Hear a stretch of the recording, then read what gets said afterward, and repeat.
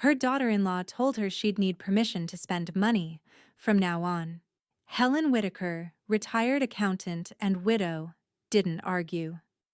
Samantha called it budgeting. Helen called it notice. By week's end, every dollar they managed would move into an account with one name on it. Hers. She'd spent years funding their comfort. Now she was financing their lesson. And when they asked where the money went, the ledger would answer for her. We're about to begin, but if you'd like, share where you're joining from. It reminds me this story doesn't echo into silence. It lands somewhere real. Drop it in the comments and don't forget to subscribe. Samantha's voice sliced through dinner. From now on, you'll need our permission to spend money. Samantha's voice sliced through dinner like a blade. From now on, she said, not looking up from her plate, you'll need our permission to spend money. The room fell into a stunned hush, silverware frozen midair. The soft clink of Naomi's fork against her plate was the only sound. Ryan cleared his throat gently, trying to soften the blow. Sam just means, we should budget, that's all, he offered, eyes flicking nervously between us. I set my wine glass down with care. Of course, budgeting is smart. I paused, then added, but whose money are we budgeting exactly?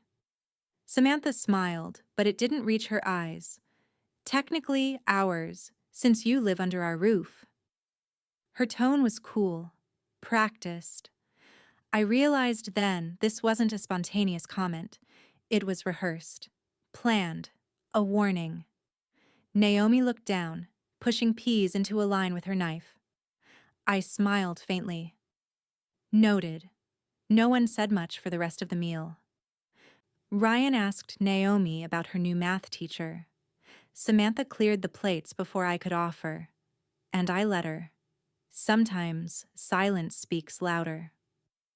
Later that night, I stood by the kitchen window, watching the neighbor's porch light flicker. The scent of detergent drifted in from the laundry room. Samantha had started a load of towels. She was efficient like that, always managing, always tightening the reins. My phone buzzed in my pocket. Naomi. Naomi. Text. Are you okay? I called her instead. Hey, she said quietly. That thing Mom said. At dinner. She meant it. I know, she whispered. I could hear her bed sheets rustling. She was lying down. You're planning something, aren't you? I didn't answer right away. I stared at my reflection in the dark glass. Lines near the eyes. A tiredness I'd stopped noticing. I'm balancing the books, I said finally, in my own way. She didn't respond, but I could hear her breathing. I'm not trying to hurt anyone, I added. I know, she said, but they're trying to control you. Control is a funny thing, I said. It only works if you accept the terms. A beat passed. Then, quietly, do you need help? I swallowed. Not yet. The next morning, I left early. No one was awake. The house was still. The kind of quiet that feels manufactured. I walked 3 blocks before calling a rideshare to avoid questions. I had a bank appointment downtown, and I didn't want Samantha to know. At the branch, the manager was polite, but stiff. I'm sorry, Mrs. Whitaker. Without your name on the account, I can't disclose or transfer any funds, even if your daughter added your checks to hers for deposit. I nodded, absorbing it like I'd known all along. Could you tell me, I said, if it's legal to withhold someone's Social Security funds under the guise of shared expenses? His eyes narrowed just slightly. That's something you might want to speak to a financial advocate about. There are services. I'm not looking for services, I said. I'm looking for clarity. He hesitated. If you believe financial control is being used in a coercive way, there are resources. Legal aid.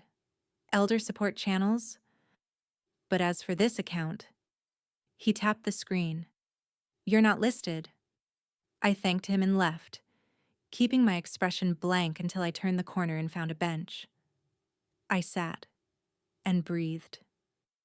They'd made sure I couldn't access $1 without them. Not even the money I'd earned. From Social Security, the pension, the tax return. Samantha must have consolidated everything, probably called it efficiency. I dialed one more number. A woman answered. This is Denise. Denise, it's Helen Whitaker. She paused. I didn't expect to hear from you. I'm calling in that favor you offered. A beat. Are you sure? I looked up at the glass high-rises in the distance, the clouds moving fast. I'm done waiting for permission. Downtown looked different now. Not just bigger, shinier. It felt younger. Or maybe I felt older, standing in the shadow of mirrored glass, clutching my bag like it carried secrets. In a way, it did. I stepped into the building and gave my name. A receptionist in cream slacks and an earpiece led me to the 18th floor, past glass-walled offices filled with people who looked like they belonged here. The carpet was quiet under my shoes, my pulse louder than my steps. Mrs. Whitaker, said a woman with sleek hair and a firm handshake. I'm Julia. Come in. Her office was all light and steel, not a trace of clutter. The kind of place where decisions happened quickly and in silence. Would you like tea or coffee? I'd like control, I said, settling into the chair. Her brow arched slightly. She sat. I understand you'd like to make some changes. I opened the folder in my lap, sliding over a manila envelope.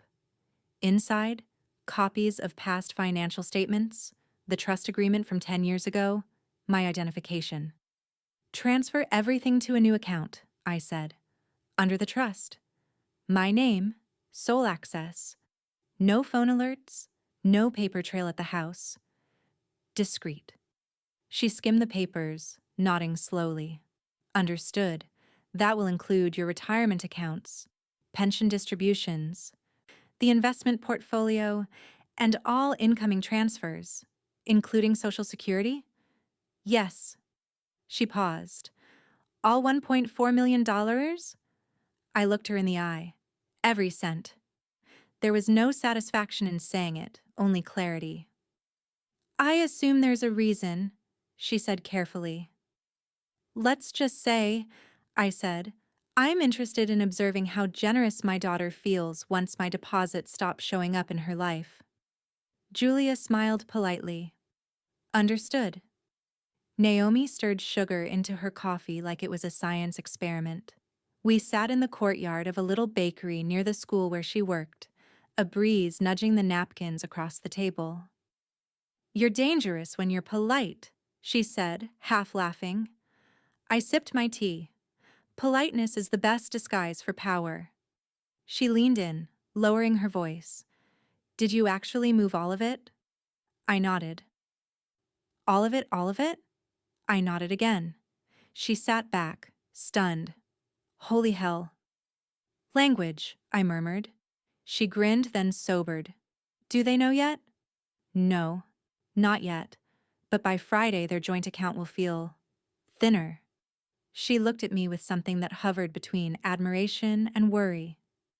Mom, they're not going to take this well. They don't have to, I said. They just have to adjust. Naomi stirred her coffee again, watching the swirl fade. And if they don't? I reached for the folder beside me, the sealed one from Julia's office, stamped confidential. I tapped it once with 2 fingers. I have contingencies. Naomi didn't press. I think she sensed I'd thought this through. I don't want to start a war, I said after a beat. But if they bring one to me, I'm not showing up unarmed. I walked home slower than usual.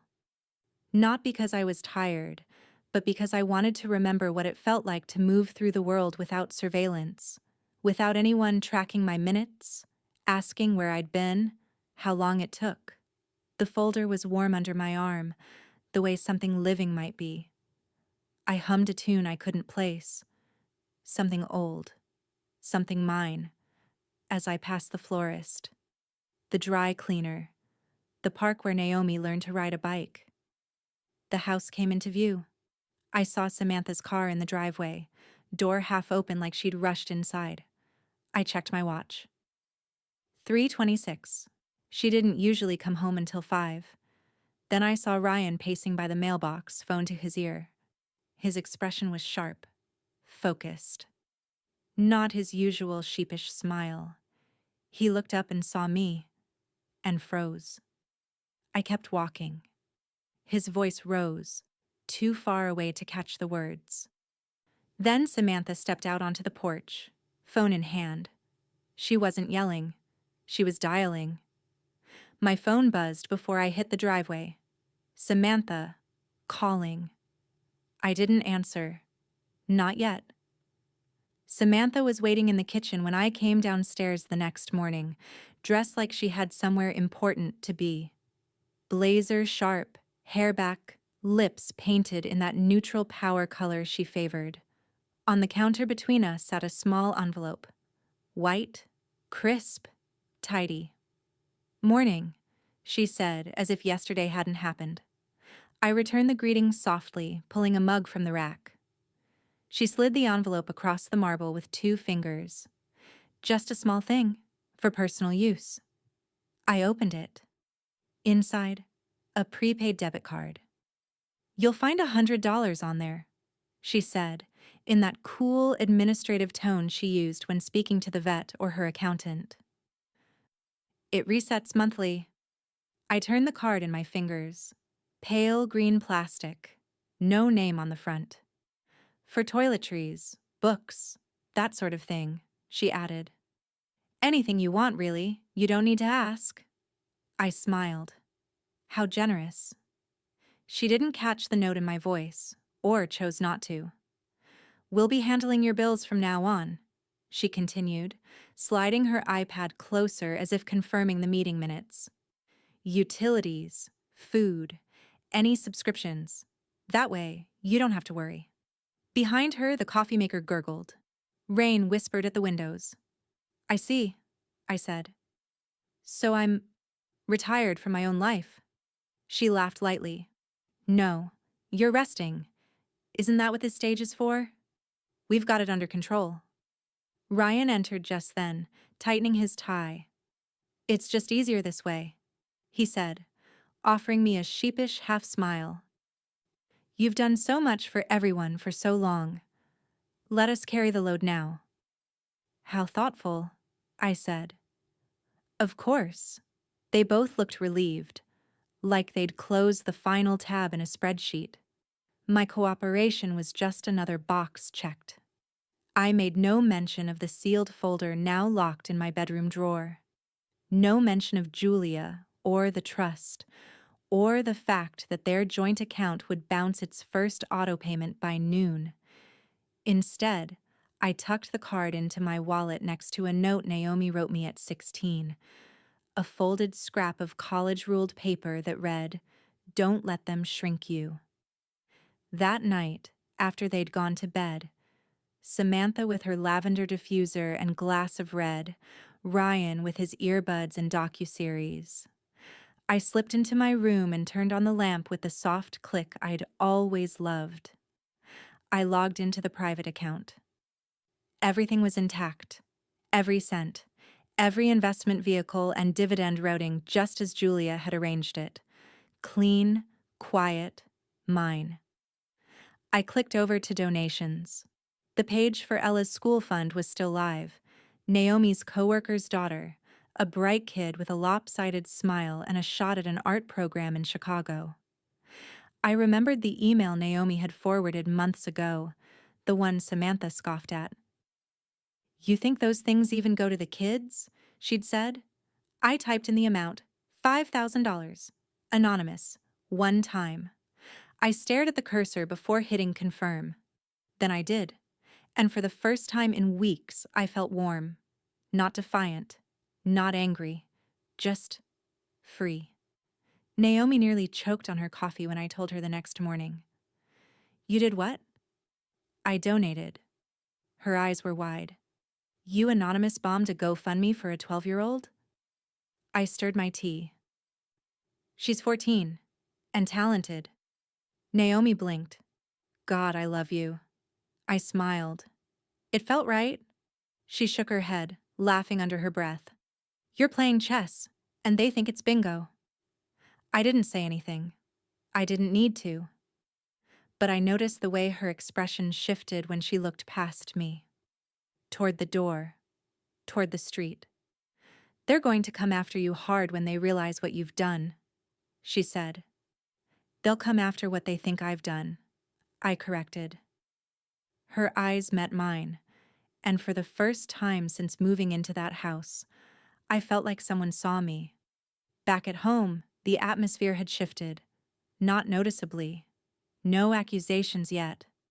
But I could feel it in the way Samantha was overly polite, in the way Ryan double-checked the mailbox twice that day. In the sharp glances they exchanged when I asked how the internet bill was doing. They hadn't put it together yet, but they knew something was off. At dinner, Samantha set the table with care, like she was reminding us all who ran the place. Cloth napkins, wine glasses, even though no one drank. She asked about Naomi's schedule, my physical therapy, whether I needed a new coat. No, thank you, I said. I've got what I need. Her smile faltered for just a second. Afterward, I washed the dishes alone while they retreated to their corners, Samantha pacing the upstairs hallway on another call, Ryan scrolling in the den, checking account balances he couldn't reconcile. And me? I dried the last plate, turned off the light, and smiled. They'd handed me a leash, but I'd already slipped it. It started with little things. A drawer not quite the way I left it, my reading glasses placed lens down on the desk, though I never do that. A scarf folded too precisely. At first, I thought I was imagining it. But then, the folder, the sealed one from Julia's office, was gone from its usual spot behind the books on my shelf. Only for a moment. When I checked again that evening, it was back. Exactly where it should be. Which told me exactly what I needed to know. They were searching. By Thursday, it wasn't subtle anymore. Samantha came in while I was clipping basil on the patio. I just needed to grab your laundry, she said brightly, already halfway through my dresser drawers. Figured I'd do a sweep while I had time. She didn't meet my eyes. You never fold it the way I like, I said mildly. She smiled. Then it's a good thing I'm helping. The next week, it was the closet. The week after that, the bathroom cabinets. Always when I was out or distracted. Always with an excuse tucked neatly behind a smile. Still, she found nothing. Because I'd already moved everything that mattered. Account keys, trust documents, inheritance papers, even the original deed to the main house, into a safe deposit box at a different bank. Julia had arranged the access. It took 2 visits and a notarized signature. Worth every minute. Let them search. The real house was somewhere else. Ryan found me trimming the hedge one morning. A hedge that didn't need trimming, but gave me an excuse to be outside. Away. He had that nervous look again, hands in pockets, bouncing on his heels like he didn't know where to land. She means well, he said, watching me snip. Samantha. She just worries. I'm sure she does, I said. And how about you? He blinked. Me? Do you worry? He looked at the hedge, then back at me. I mean, yeah, I guess. About you. About the house. Bills. Things slipping through the cracks. I met his gaze calmly. Then you should worry. He shifted, uncomfortable. Is there something you want to tell me? Yes, I said, turning back to the hedge. Check the utility bill next Tuesday. He waited for me to laugh. I didn't. That afternoon, I came upstairs to find Samantha standing by my desk. She wasn't pretending anymore. Looking for something? I asked, setting my tea on the dresser. Her expression didn't change. Your knitting bag. My needles are by the chair downstairs. Right, she said, not moving. Of course. There was a long pause. The kind that stretches just to see who breaks it. I know something's going on, she said finally. That's very possible. She crossed her arms. We let you live here. Cover your costs. Make sure you have everything. Everything you think I need. She scoffed. Oh, please. What is it you think you're hiding? Your secret knitting budget? I smiled slowly. Something like that. Naomi and I walked the reservoir trail just before sunset, the sky a pale amber behind the tree line. She wore a denim jacket that used to be mine, her hands tucked in the sleeves like she did at 12. She's checking your room? She asked. Weekly. Sometimes more. Naomi whistled low. She's building the gallows for herself, honey. She thinks she's keeping me in. She doesn't realize she's locking herself out. We stopped at the overlook. Below us, the city shimmered, indifferent, enormous. She's going to escalate, Naomi said. You know that, right? I'm counting on it. Naomi looked at me. You're really not afraid of her. I used to be, I said. But control isn't strength. It's fear with a clipboard. Later that night, I passed Samantha's door and heard her on the phone. Her voice was low, clipped. No, I've checked everything. No, she doesn't have access to the account anymore. Because she moved it? Obviously. I don't know how. She's 82. I kept walking. In my room, I turned down the bed, opened the drawer, pulled out the prepaid card she'd given me and slipped it into the wastebasket. Beside it, I set an envelope. It was small, white, crisp, but not empty. Inside, a photocopy of the trust document. Just the first page. Just enough. I turned off the light and went to bed smiling. Let them come. The call came on a Tuesday morning, the kind that begins like any other. The scent of coffee, the hum of rain against the kitchen window. Samantha already gone to work. Ryan was upstairs showering. For once, the house was silent. Mrs. Whitaker? The voice was low, measured. This is Arthur Bellman. Your late husband's estate has been finalized. If you're available this afternoon, I'd like to deliver the documents in person. I paused. You mean Arthur? He chuckled softly. Still the same one. And yes, discreetly, as you requested. I smiled into the receiver. Perfect timing. He came just after 2. A gray sedan parked 3 houses down, as if we were conducting espionage instead of paperwork. I let him in through the side gate. We met in the sunroom, the one space Samantha never entered because it smelled like old wood. I liked that smell. It reminded me of things built to last. Arthur looked much the same. Square glasses, gray beard trimmed, a leather briefcase that had probably seen more courtrooms than marriages. You haven't changed, he said. I've learned to sit still, I replied. He opened the case, drew out a stack of folders secured with a gold clip, and set them gently on the table. Your late husband's estate has cleared probate, he said. The beach house in Bar Harbor, the remaining stock portfolio, and the retirement investments are now transferred solely under your name. I watched his hands, careful, deliberate, as he aligned the pages.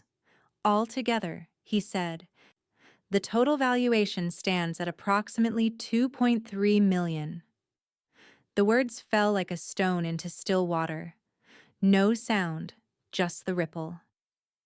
Perfect timing, I said again, softly. He smiled faintly. I thought you might say that. We went through the details line by line. Property deeds, brokerage updates, bank transfers. He explained where signatures were needed, where initials would suffice. I signed each one, slow and precise, feeling something settle inside me. Not excitement, just a steadiness I hadn't felt in years. When he finished, he slid the final page toward me. And this is the updated deed to the Bar Harbor property. I took the liberty of transferring it directly into your trust. I nodded. Good. One last thing, Arthur. I want to amend the trust again. He reached for his pen. Go on. Add a clause, I said. Upon my death, all funds and assets go to Ella's education trust. He hesitated. The girl from Naomi's school? Yes. Not your daughter and son-in-law? No. He studied me for a long moment. The rain softened on the glass, a low percussion. They'll hate that, he said finally. I met his eyes. They'll have to read the fine print first. He let out a slow breath, almost a laugh. You always were the quiet kind of ruthless. I prefer accurate. Arthur signed the amendment on his end, then handed me a fresh page for my signature. His expression softened. You know, Helen, I've handled hundreds of estates. Most people plan for peace when they're gone. You're planning for justice. Sometimes, I said, they're the same thing. After he left, I sat in the sunroom for a long while, the papers resting on my lap. The rain had stopped. The air felt heavy, charged, like the space right before a storm decides to break again. I could see the envelope on the table, my name typed neatly, the embossed letterhead of Bellman and Associates gleaming faintly in the dim light. That envelope would change everything. By the time Samantha came home, I'd moved it to my knitting basket, the one place she'd never check because it was too mundane. Power, I was learning, lived in plain sight. She breezed into the kitchen, high heels clicking against the tile. What's for dinner? She asked, setting down her bag. I haven't decided yet, I said, folding the dish rag. How was work? Exhausting. Ryan said the utilities still haven't auto-paid. I'll call the bank again tomorrow. Do that, I said. She glanced at me, suspicious of my calm. What did you do today? Laundry. Trimmed the hedge. Handled some mail. She nodded slowly, clearly sensing there was more, but she didn't push. Not yet. That night, I called Naomi. It's done, I told her. What's done? The estate, your father's, and the trust. Her breath caught. You mean... Yes. Everything goes to Ella's education fund. There was silence on the line. I could hear her breathing, the faint sound of traffic beyond her apartment window. Mom, she said finally, they're going to lose it. They'll never know, I said. Not until I'm gone. That's poetic. It's tidy. She laughed softly, then turned quiet again. You're not afraid they'll find out? Oh, I hope they do, I said. I hope Samantha opens one of those envelopes and feels the ground shift under her. You realize you sound like you're enjoying this. Naomi, I said, I'm 82. Enjoyment is relative. After we hung up, I sat in bed, the new deed stacked neatly beside the lamp. For years, I'd let other people define what I owned. My house, my money, my time, even my silence. Tonight, for the first time, all of it was mine again. Outside, headlights swept across the window as Ryan's car pulled into the driveway. He was home late. I watched from behind the curtain as he stayed in the car. phone pressed to his ear, face tight. Samantha appeared at the door, arms folded, jaw set. Even from here, I could see the argument brewing, the way her hand cut the air, the way his shoulders slumped. They were cracking. I drew the curtain shut, turned off the light, and lay back against the pillows. Some storms don't arrive with thunder. Some start with paper. The first time I heard her say it, I was coming down the stairs with a stack of clean towels. "We take care of Ryan's mom entirely," Samantha said, her voice drifting from the living room, light and effortless. A cocktail party lie dressed in yoga pants. I stopped just out of sight. "I mean, it's a lot," she continued, laughing lightly. "Financially, emotionally, but it's the right thing to do. You step up when it's family." She was on speakerphone. The digital ping of incoming texts punctuated her pauses. "Oh yes, everything is in our name. The house, the bills, her expenses. We make sure she has what she needs. You know?" I didn't move. I stood there with the towels pressed against my chest, the scent of fabric softener somehow sweeter than her voice. "She's 82, she added. "We didn't want her worrying about money. This way, she just relaxes." I waited until I heard her end the call. Then I turned around and walked back upstairs.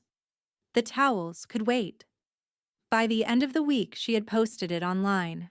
A photo of our front porch bathed in golden afternoon light. The rocking chair carefully staged, the knitting bag placed just so. Caption: "Caring for elders isn't easy, but it's a blessing. Grateful to support Ryan's mom full-time. She gave so much to this world, and now it's our turn. Elder care. Family first." I stared at the screen. There were likes, dozens of them, comments too. "You're amazing. So lucky to have a DIL like you. It takes a saint to do what you're doing." I read them all in silence. Then I turned the phone off and set it face down. Ryan tried to bring it up at dinner. "She's just proud," he said, stirring the sauce one too many times. "Of how we're, handling everything." "Of course," I said, buttering a roll. "She doesn't mean anything by it." "No? She's not trying to make you feel small?" I offered. "Dependent? Invisible?" He sighed. "Helen?" I looked at him gently. "Ryan. She means well." He smiled in relief, and then I added, "So do hurricanes." He didn't laugh. Naomi and I sat outside the bakery again, her favorite corner table in the shade, both of us pretending the cinnamon rolls weren't sugar bombs. She scrolled through her phone, then stopped mid-bite. "Oh my God," she muttered. "You saw this, right?" She angled the screen toward me. The same photo, the same caption. "She tagged me in it," she added, "like I'm supposed to co-sign this theatrical nonsense." I took a sip of my tea. "Of course she did. She's acting like she rescued you from the brink of homelessness." Are you angry?" I smiled. "Why? It's free press." Naomi blinked. "You're awfully calm." "I told you," I said. "Storms look beautiful right before they destroy themselves." She exhaled a low whistle. "You've got something planned." "I don't need to plan," I said. "I just need to let her keep talking." Naomi leaned back in her chair. "She's really gonna fall hard, huh?" "She's not falling," I said. "She's standing still while the floor disappears." That evening, Samantha brought home flowers, white lilies. I watched her arrange them in the good vase, the one that belonged to my mother, which she claimed clashed with the modern aesthetic, but apparently now made the cut. She placed them on the dining table and stepped back, smiling at her own generosity. "For you," she said. "I thought you could use something cheerful." "How kind," I said. I want this place to feel like home. I looked around. It was. She tilted her head, smile tightening. We're all just doing our best, Helen. I nodded. I know you are. And for a moment I saw it. The flicker in her eyes. That unease. That quiet confusion that comes when the puppet stops dancing but hasn't dropped the strings. That night, I pulled the trust copy from its new hiding place. Not the knitting basket anymore. That would be too obvious now. Samantha's wellness sweeps had grown bolder. It was tucked behind the faux bookcase in my room.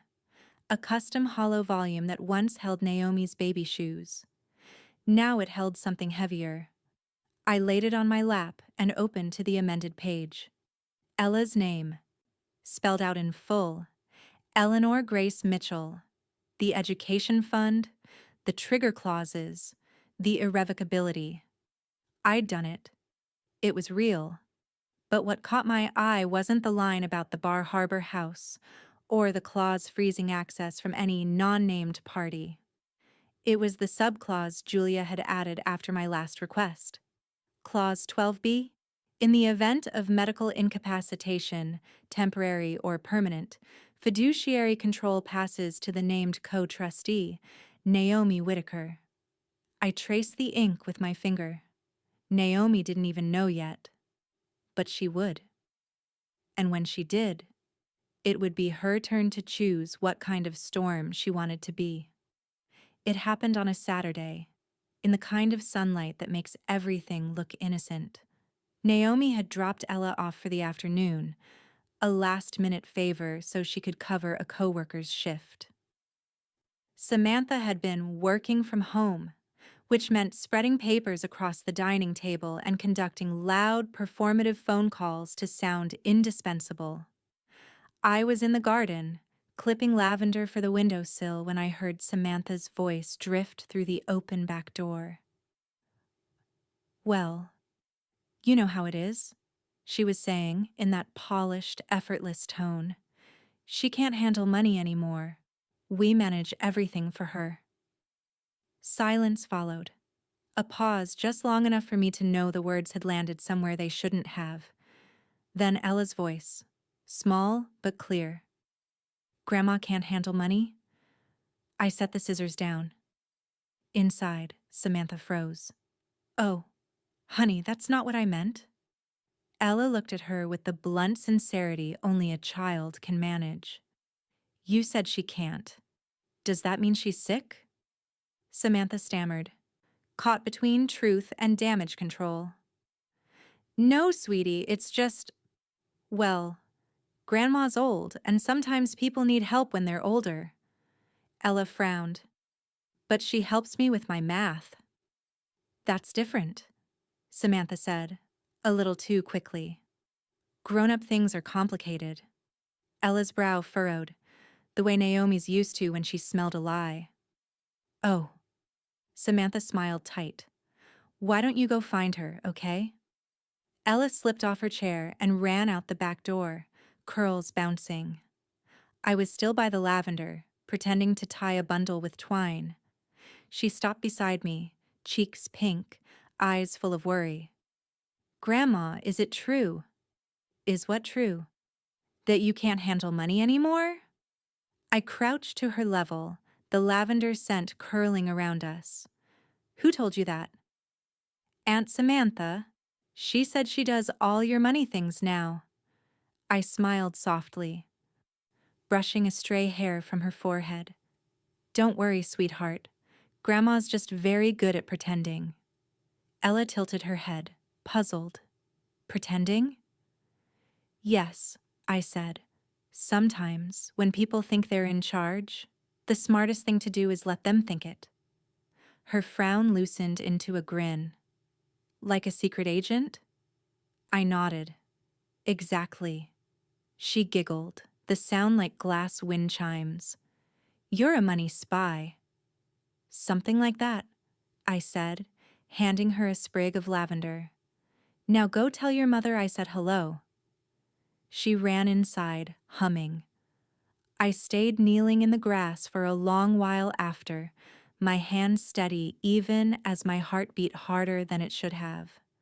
Children have a way of turning truth into prophecy. That evening, Naomi called to check in. "How'd she behave?" she asked. "Any meltdowns, sugar crashes, or sudden declarations of princesshood?" "She was perfect," I said, curious, as always. Naomi laughed. "She gets that from you." She also overheard something. The smile left her voice. "Oh?" Samantha told her I can't handle money anymore. A pause. "She said that to Ella?" "She did." "Christ." "Language," I murmured. Naomi groaned. "I'm serious, Mom. That's low even for her. She's trying to make it sound like you're incompetent. Yes. She's priming the field." "For what?" "Control, Mom. It's what she does. Make you look fragile so she can swoop in with her cape." I smiled faintly. "You're not wrong." "Did you say anything to Ella?" "Only that I'm very good at pretending." Naomi laughed despite herself. "You're raising your own little accomplice. She'll inherit more than they expect." The line went quiet for a moment. Then Naomi said softly, "You really think she'll understand all this one day?" "She won't have to. She'll just have the choice I didn't." After we hung up, I found myself wandering into the dining room. The lilies Samantha had bought last week were wilting now, the white edges curling brown. She'd forgotten to change the water. I stood there, looking at the flowers, then at the table, the same table where she'd once told me she'd handle my finances for my peace of mind. There was peace, all right, just not hers. On the far end of the table, her laptop screen glowed faintly. An email draft sat open. The subject line read, "Long-term care options. Urgent." I didn't touch it. I didn't have to. The cursor blinked at the end of a half-written sentence. If she refuses to sign the rest was gone. Deleted maybe, or half-typed in panic. Either way, it told me enough. They weren't just checking drawers anymore. They were planning a move. I walked back upstairs, each step measured. At the top, I paused by the window and looked out at the streetlights flickering on one by one. The air smelled of rain again. That same electric promise before a storm breaks. Downstairs, I heard Samantha laughing, her voice high and hollow, telling Ryan something about dinner reservations. She sounded happy, and for the first time, I felt sorry for her. Not because she was cruel, but because she didn't yet know what she'd lost. Control isn't taken. It's surrendered, one assumption at a time. The pharmacy was quiet. Fluorescent light hummed overhead, the air slightly too cool, the kind that kept customers moving quickly and employees on edge. I waited in line with a basket of simple things: hand cream, a magazine, and the calcium supplements Samantha liked to remind me I needed. "Next," the young woman called from behind the register. I stepped forward, slid the card from my wallet, the same pale green prepaid one Samantha had handed me weeks ago, and handed it over. She tapped it once, frowned, tapped again. I already knew. "I'm sorry," she said, lowering her voice. "It's declined." She held it out like it was contagious. "Try it again," I said calmly. She did. The terminal beeped. A little red text appeared. "Transaction denied. Insufficient funds." "It's declined again," she said, more softly now, a hint of pity edging her voice. Behind me, someone shifted impatiently. I felt the eyes, that particular heat of strangers watching something uncomfortable, pretending not to. I smiled gently. "That's all right," I said, slipping the card back into my wallet. "I own the building." She blinked. "I'm sorry?" "The building," I said, glancing around. "This one. It's held through a real estate trust, but I'm the beneficiary. I believe the next lease renewal is up in March. Her mouth opened, then shut. The people behind me stopped shifting. I left the basket on the counter, turned, and walked out. My chin didn't shake until I was already outside. The call came an hour later. Ryan, of course. Samantha never dealt with confrontation if it wasn't curated. "Hey," he started, falsely upbeat. "I heard there was a thing at the pharmacy?" I said nothing. Samantha adjusted some card settings. "It's temporary. Budget stuff. You know how she gets." "Budget stuff." "Just trying to keep things consistent," he added quickly. "It wasn't personal, wasn't it?" I said. He sighed. "She didn't mean to embarrass you." I waited a beat. "Then she shouldn't have tried." The line went quiet. "I'll talk to her," he said finally, like he'd just offered a peace treaty he had no authority to sign. "Do that," I said. Then I hung up. Later that evening, Naomi came by with groceries. Not because I needed them, but because she knew. Somehow, she always knew. She unpacked the bag onto the kitchen island, eyeing me sideways as she set each item down like a peace offering. "So," she said, "I heard the pharmacy gave you the royal treatment." I raised an eyebrow. "I've got friends everywhere," she said. "Also, I've lived with Samantha. I know her version of a power play." I poured us both tea. "She's escalating," Naomi continued, "testing how far she can push you in public now." I took a sip. It was clumsy. Naomi smirked. "She's forgetting the golden rule. Don't pick a fight with someone who writes the check." "She doesn't know where the checks come from." "She will," Naomi said. "Soon." I looked at her. Really looked at her.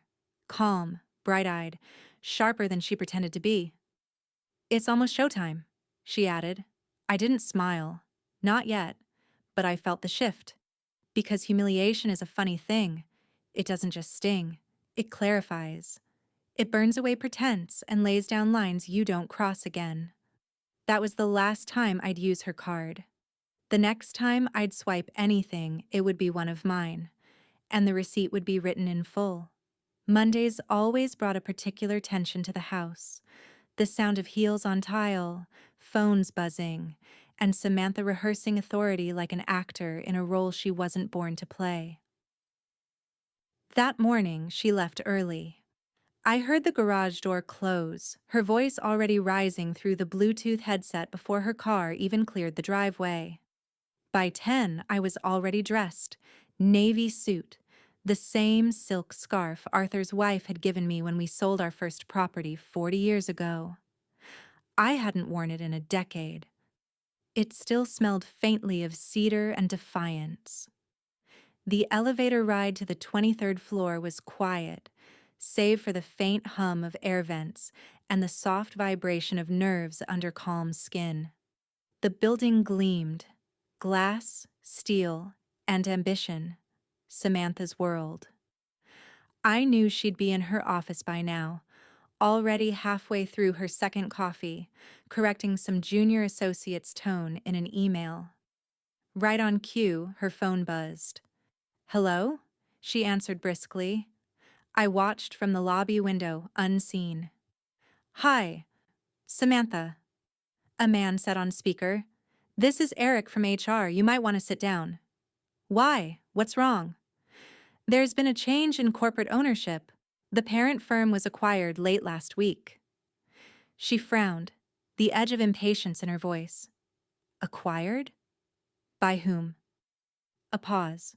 Then, "Your new majority stakeholder requested to speak with you personally." Samantha leaned back in her chair, irritation flaring. "This is ridiculous."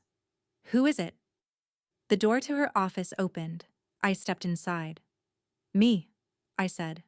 "Surprise." For a second, she didn't process it. Her expression hung somewhere between disbelief and insult. the kind you only see on people who've never been outplayed. Helen? She breathed. What are you doing here? I smiled. Making an introduction.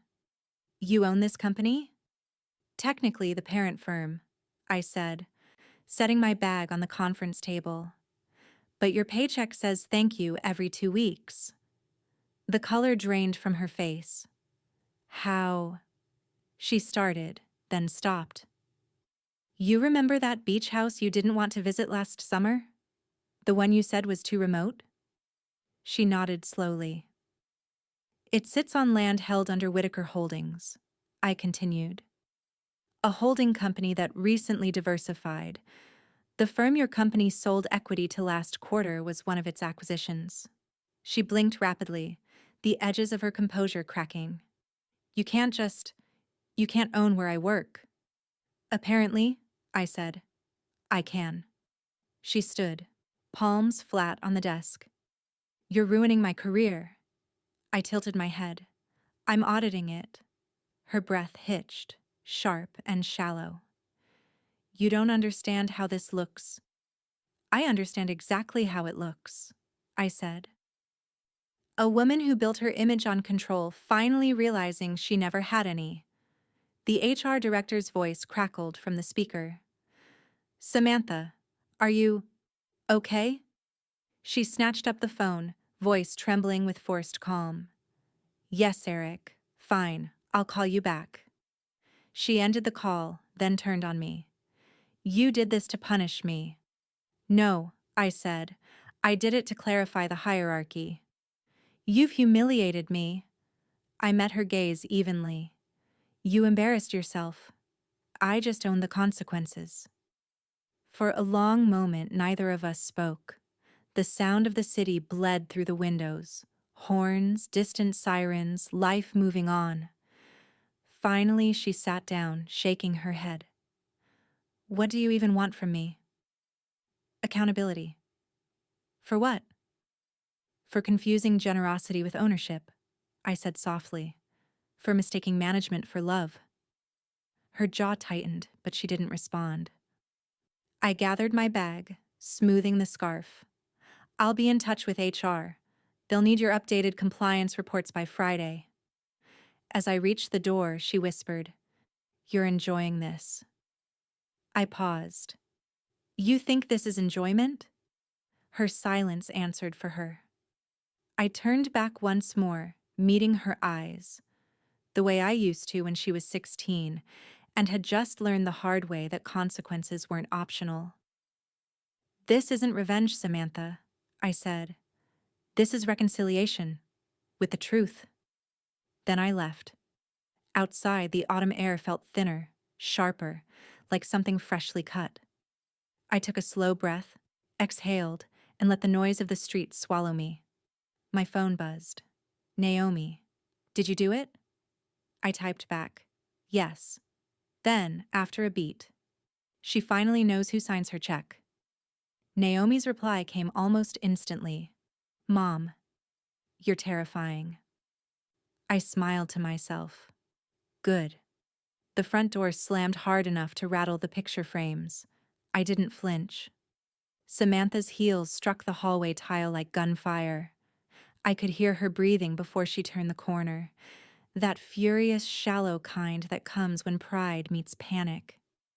You humiliated me, she shouted, her voice echoing off the kitchen walls. I set my teacup down carefully. You'll have to be more specific. Her eyes flashed. Don't play innocent. You walked into my office like some corporate assassin. Do you have any idea what that looked like? What people are saying? I imagine, I said. They're saying it was long overdue. Ryan appeared in the doorway, hair disheveled, shirt half-buttoned. Sam, don't. She whirled on him. You knew about this, didn't you? He raised his hands. No, I didn't, but... Honestly? Honestly what? He hesitated, and then, for the first time in years, he didn't fold. Honestly, you kind of deserved it. The room went still. Samantha blinked, as if she hadn't heard him right. Excuse me? Ryan took a breath, steadying himself. You've been pushing her for months, controlling her money, checking her drawers, treating her like she's some helpless— She is helpless, Samantha cut in. She's been manipulating us since she got here. I spoke softly. You're confusing accountability with manipulation. Her head snapped toward me. Oh, don't you start with your little word games. No games, I said. Just consequences. You made me look like a fool in front of my entire team. I met her glare evenly. I didn't make you look like anything. I simply removed the filter. Her face flushed, red creeping up her neck. You're destroying everything I've built. I'm restoring what you stole, I said. Dignity, balance, a bit of truth. She laughed, a sharp, brittle sound. You think you've won? You have no idea who you're dealing with. Then enlighten me. Her jaw tightened. You're going to regret this. Ryan stepped forward. Sam, enough. Stay out of this, she snapped. He didn't move. No, not this time. For a heartbeat, I saw it. The boy he used to be, the one who apologized for her temper before she even opened her mouth. He wasn't apologizing now. Samantha's eyes darted between us, her husband, her mother-in-law, realizing the power had shifted, and she couldn't summon it back with tone alone. You think she cares about you, Ryan? She said, desperate now. She's using you. He laughed once, bitterly. If she is, at least she's honest about it. That broke her composure. Her voice cracked when she said, You're both insane. Then she grabbed her bag, stormed toward the door, and shouted over her shoulder, You'll wish you'd never crossed me. The door slammed again. This time I did flinch. Not from fear, but from the echo of all the years I'd let her speak to me like that. Ryan sank onto a stool at the counter, exhaling hard. Well, he said, that went well. I poured him a cup of tea. You did fine. He rubbed his face. She'll come back? Probably. And she'll be worse. Possibly. He looked at me, almost pleading. Then what do we do? Nothing, I said. Let her wear herself out. Fury burns faster than reason. He nodded slowly, taking the cup. You're not scared at all, are you? I smiled faintly. Fear's a younger woman's game. He almost laughed, then shook his head. I can't believe you actually own her company. Neither can she, I said. That's the beauty of denial. It keeps the powerful docile. The front door creaked open again, but it was only Naomi. She took one look at Ryan's face and the empty hallway, then at me. She knows? Naomi asked. Oh yes, I said. She knows. Naomi grinned, sitting beside me. You've dethroned a queen without lifting a sword. I looked toward the door where Samantha had stood, her words still hanging in the air like smoke. Experience, I said quietly, is sharper than steel.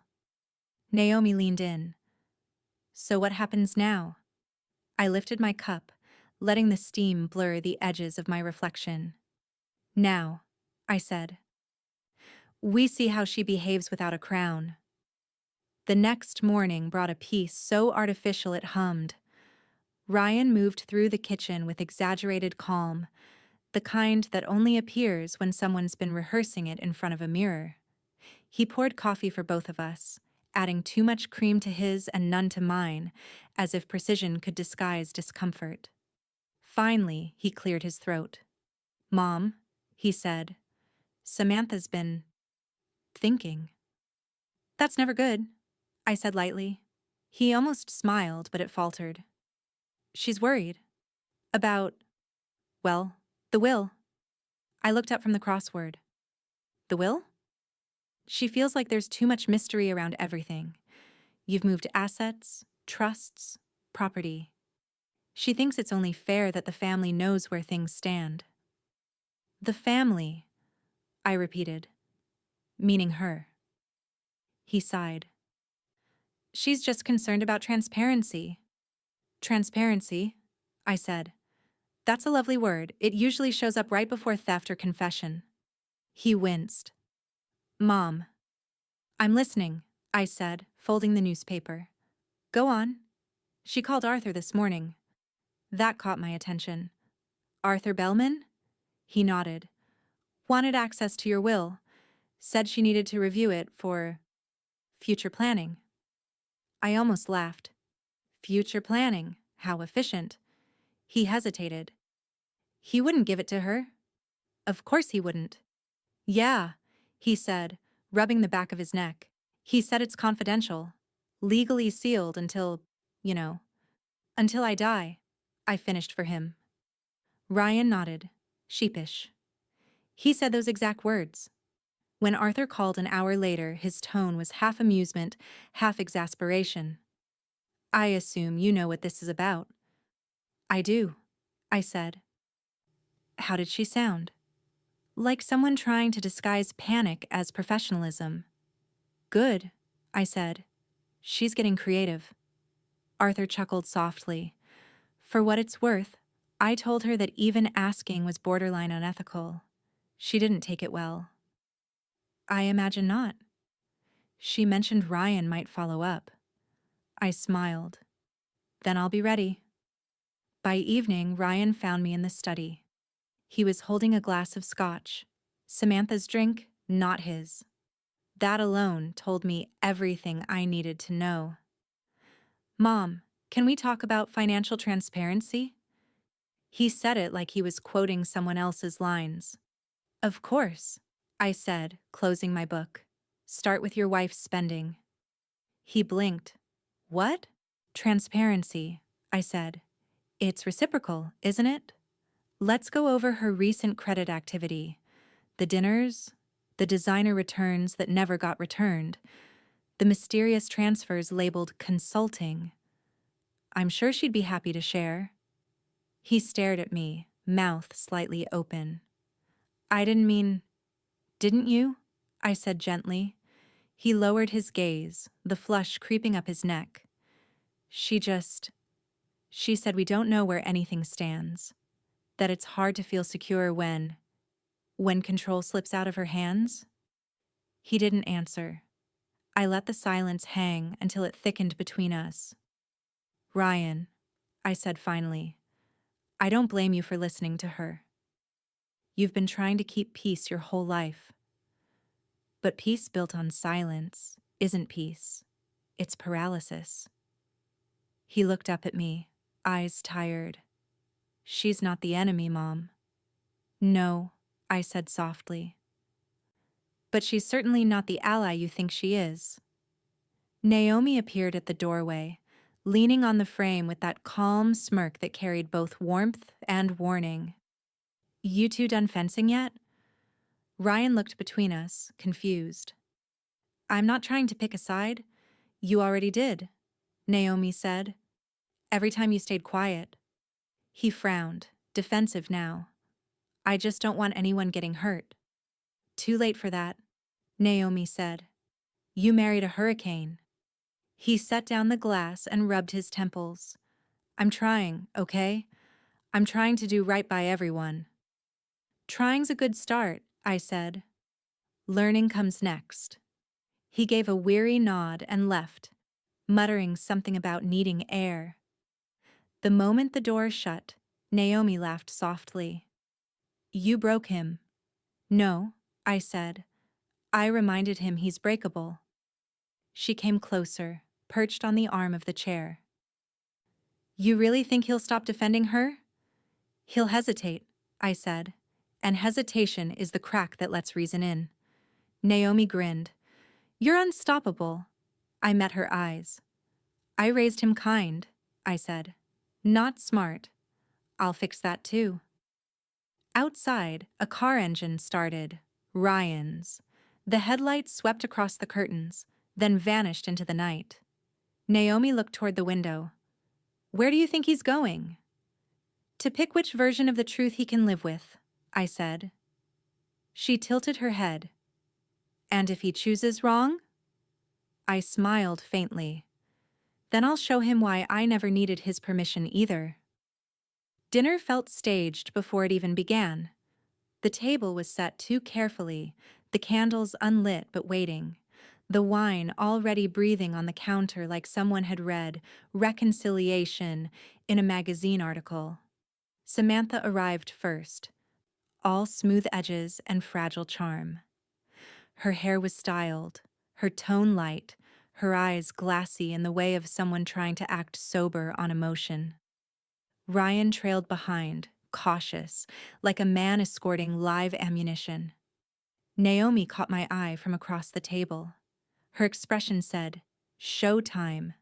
Samantha took her seat, folded her napkin, and sighed. The kind of sigh that begs to be noticed. "I want to say something," she began softly.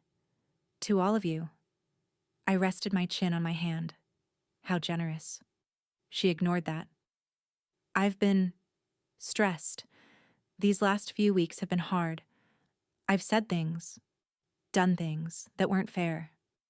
Her voice quivered, almost perfectly. "And I've been thinking about what matters most. Family, respect, peace." Ryan reached for her hand under the table, relieved. The poor man wanted a truce more than he wanted oxygen. "I know I've been controlling," she continued, voice trembling. "And I'm sorry. Truly. I never meant to hurt you, Helen. I only wanted to help." Fake tears glimmered just so, right on cue. The performance was flawless, if you didn't know her. I smiled. Apology accepted. Naomi's eyebrow twitched. She knew I didn't mean it. Samantha blinked, caught off guard by the ease. "You accept?" "Of course. Why hold grudges when we can hold glasses?" I stood. "Let's celebrate." I went to the sideboard and retrieved a small wrapped box. Simple, silver paper, neat ribbon. I set it in front of her. "For me?" she asked, hesitant but intrigued. "From the company," I said. "A token of appreciation for your service." Her lips parted into a smile. "Helen, that's—" "Open it," I said. She untied the ribbon, peeled back the paper, and lifted the lid. Inside, nestled on crisp parchment, was a certificate, printed in elegant serif font, gold embossed at the corners. At the top, it read, "Thank you for your service." Her smile flickered, uncertain. "This is sweet." Then she read the next line. "Effective Monday. Termination of employment, per Section 14A, corporate realignment." The color drained from her face like someone had pulled the plug. Ryan straightened in his chair. "What? What is this?" Naomi bit her lip to hide a smirk. Samantha blinked. Once, twice, then looked up at me. Eyes wide, disbelief turning sharp. "You fired me." I sipped my wine. "Technically, the board did. I just voted unanimously." Her mouth opened, but no sound came out. Then, finally, "You can't—" "Oh, but I can," I said, setting my glass down. "It's all quite proper. The company restructuring was already in motion. I simply expedited what your department review already recommended." She stared at the certificate as if it might change words if she glared hard enough. "You've humiliated me," she whispered. I tilted my head. "No, I've relieved you of responsibility. You should thank me." The silence that followed was heavy, solid, the kind you could almost pour.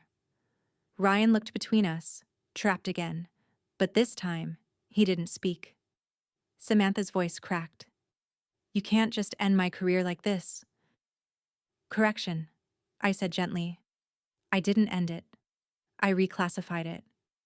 She stared down at the paper, trembling now, reading the last line. "Termination with full benefits contingent upon cooperation and confidentiality." Her breath hitched. "This is blackmail." "It's severance," I said. "And mercy." She rose suddenly, the chair scraping across the floor. "You'll regret this." "I doubt it," I said. "I prefer loyalty over management." Naomi let out a low whistle. "You just went full legend." Samantha snatched the certificate and stormed out, her heels striking the hardwood like punctuation marks on defeat. The front door slammed. The echo lingered. Naomi reached across the table, clinking her glass lightly against mine. "To loyalty," she said. I raised mine. "And to silence. The rarest currency of all." But even as I drank, I knew this wasn't over. The game had just changed boards. And this time, Samantha wasn't playing to win. She was playing to destroy. Ryan found me in the garden just after dawn, still in his wrinkled button-down from the night before, shoes untied, breathless like he'd run the whole way from guilt. The sky was pink behind him, as if even the morning didn't want to be too bright for this. "You went too far," he said without preamble. I didn't turn, just clipped another stem from the rose bush, the thorns falling neatly into the soil. "She's devastated," he continued. "You humiliated her in our own home." I straightened, wiped my hands on my apron, and finally looked at him. "She set the stage, Ryan. I just read my lines." He winced, but didn't retreat. "You had her fired." "I offered her freedom," I said, "with benefits." "That's not the point." I studied him, the furrow in his brow, the slack in his jaw. He was unraveling in real time, trying to defend a woman he no longer fully trusted, against a mother he was starting to finally see. "You've been patient," I said, "but now you think I'm cruel." He looked away. "That's all right," I said, walking past him. "If you think I went too far, then manage this." I handed him a folded document, thick parchment, notarized and stamped. He took it slowly, as if touching it might burn. "What is this?" Read it. He opened the deed with both hands. His eyes moved across the lines and then widened. "This is," he said, faltering. "This is the house." "Correct. You transferred it to me?" I nodded. "Weeks ago." He blinked. "Why would you read the clause?" I said, pointing. He scanned lower. His mouth opened, then closed. It was clear. Clause 1B. The property may not be sold, mortgaged, or otherwise leveraged unless the occupant, Helen Whitaker, voluntarily vacates or is deceased. Under no conditions may she be evicted, removed, or pressured to leave. Violation voids the deed. Ryan swallowed. "You own it now," I said, "but only if I'm safe inside it." He looked up at me slowly. "You planned everything." I smiled faintly. "No. I budgeted for human nature." A gust of wind lifted the edges of the deed. Ryan caught them absently, still stunned. "I didn't know," he murmured. "I know." I thought. He stopped himself, jaw clenched. "God, I thought you were just being difficult." "You're not the first to mistake boundaries for defiance." He stared at the paper again. "You protected yourself." "From me?" "I protected myself from anyone who might stop seeing me as a person." Ryan folded the document carefully, hands shaking slightly. Then, slowly, awkwardly, he stepped forward and pulled me into a hug. It was stiff at first, unfamiliar. Then it softened. He held on longer than I expected. "You were never the burden," he whispered. I felt his breath in my hair, warm and uneven. "And you were never the enemy," I replied, just unprepared. He pulled back.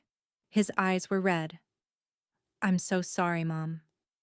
"I know." He looked down at the deed again. "What do I do with this?" "Frame it. Burn it. Lock it in a drawer," I said. "Doesn't matter.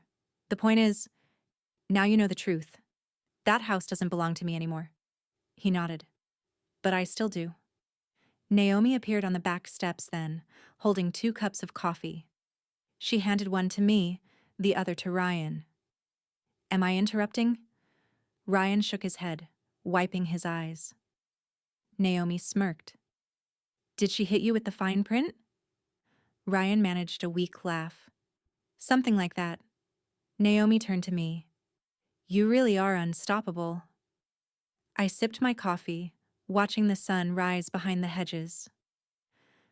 The light hit the windows just right. Soft, golden, undemanding. No, I said. I'm just anchored. Ryan looked at the deed one more time. Then he folded it in half, tucked it into his coat, and said, I'll tell her it was my decision. I raised an eyebrow. She'll never believe that. I know, he said, but it's time I learned how to disappoint her properly. And for the first time since this all began, I believed he might. Samantha left without a scene. No door slams this time. No speeches. Just the quiet scrape of her suitcase wheels against the driveway and a car that didn't wait for goodbye. She was going to her sister's, she said in a final group text, as if we were a jury still waiting on a verdict. Her sister lived in Connecticut, gated community, no questions asked. She left behind 3 designer handbags, 2 unpaid utility notices, and a husband who finally exhaled like he'd been underwater for years. Naomi and I watched from the upstairs window. She held her coffee like a trophy. I held nothing. She didn't even wave, Naomi said. I wouldn't have waved back. There was no victory in it. Just gravity. Restored. Peace returned slowly, not like a curtain lifting, but like warmth seeping back into a long, abandoned room. Ryan found his rhythm again. Lighter now. He made dinner twice that week without burning anything, played cards with Ella on the porch in the evenings. Laughed. Real laughter. Like something he thought he'd forgotten how to do. Ella was brighter too. She started leaving drawings on my door. Crayon portraits of Grandma the Spy, with sunglasses and secret maps tucked into her purse. Naomi framed one. I hung it above the fireplace. I started volunteering again. Once a week at my old firm, mentoring young associates. Mostly women. Mostly overworked, underheard. I taught them how to draft airtight contracts and how to say no without explaining it. One Tuesday, Arthur stopped by during lunch. You look 10 years younger, he said, surprised. I shrugged. Freedom compounds interest. He laughed, then lowered his voice. Samantha tried to call me again last week.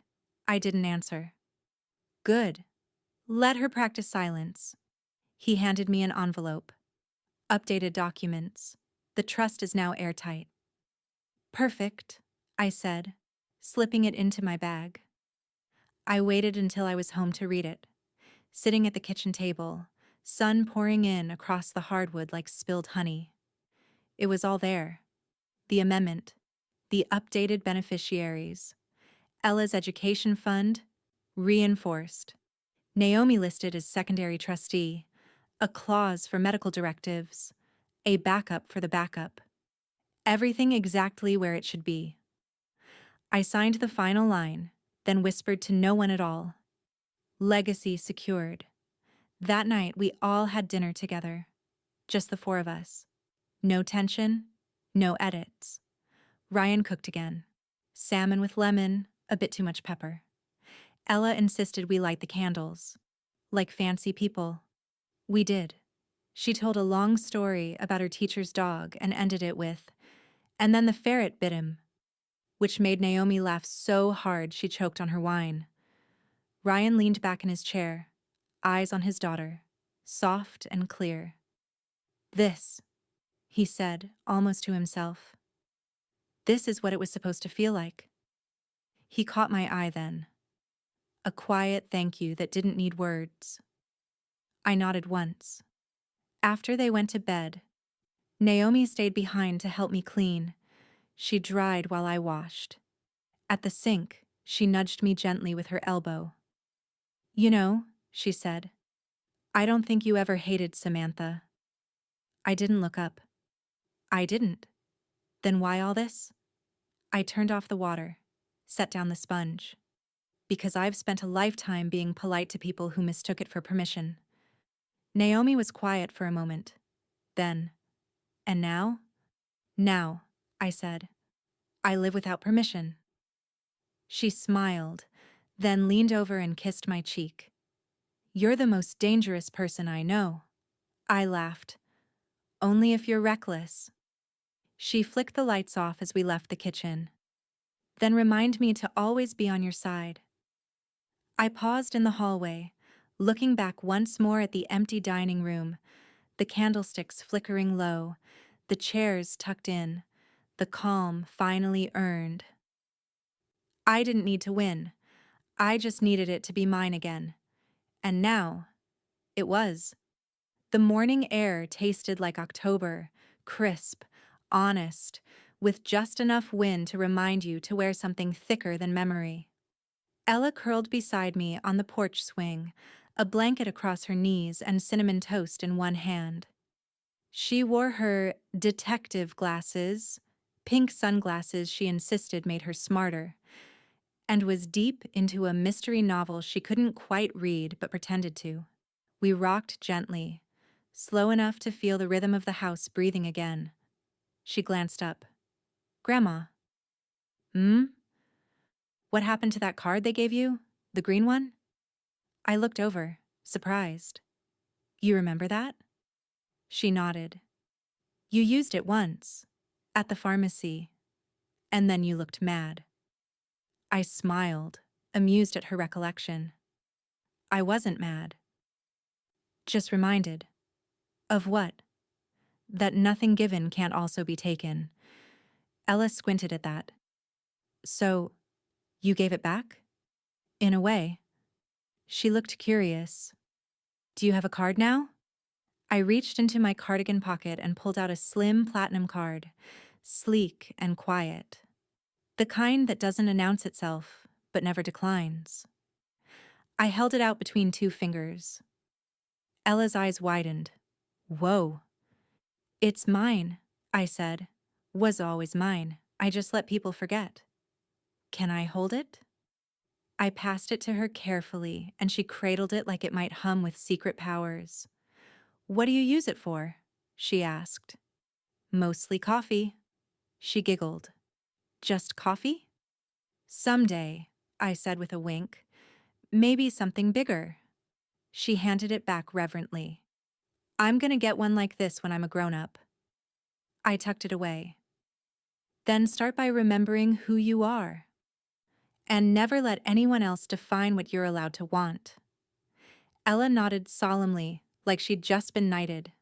Inside, the screen door creaked open. Naomi stepped out with her phone in hand and a knowing look. "Morning news," she said, passing the screen to me. "You're going to enjoy this." I adjusted my glasses. There it was. Former executive under investigation for internal fraud. Sources say whistleblower may be related. Below the headline, Samantha's photo. Sharp suit, hollow eyes, a quote beneath it. I never saw it coming. I handed the phone back. "Justice served?" Naomi asked, settling onto the railing. "No," I said, sipping my tea. "That was just gravity catching up." She grinned. "You're ruthless." "No," I said again, "just consistent." Ella swung her legs beside me, oblivious to the scandal. She pointed to a bird overhead. "That one's building a nest." "Good," I said. "Everything needs a place to begin again." Naomi's phone buzzed. She glanced at it, then looked over. "Arthur says the paper was careful. No names tied directly to the trust. Your privacy's still clean." "As it should be." "And the board finalized everything. Your shares are untouched. She's got nothing left to leverage." I nodded. "Then it's done." We sat there for a moment. The wind shifted, brushing through the trees like someone flipping the pages of a very old book. Naomi took a deep breath. You really turned the whole thing upside down. No, I said softly. I turned it right side up. She tilted her head. How does it feel? I looked at the swing, the girl beside me, the porch I'd once built with my husband's hands and paid for twice, once with love and once with silence. It feels quiet, I said. The kind that doesn't come from obedience but ownership. Naomi looked at Ella. She's gonna grow up knowing exactly who she comes from. I hope so, I said. But even if she doesn't, the path will be there. The choice will be hers. Ella yawned and leaned her head against my arm. Can we go get coffee now? She asked sleepily. I smiled, gently rocking the swing. Maybe in a bit. I looked down the street, where the paperboy's bike zipped past. A folded newspaper bounced off our curb and came to rest at the edge of the lawn. The headline showed again, blurred but unmistakable. Once they gave me a card and told me I could spend, with their permission. Now they work for what I earn. And that, I thought, as I poured more tea, is the finest kind of interest.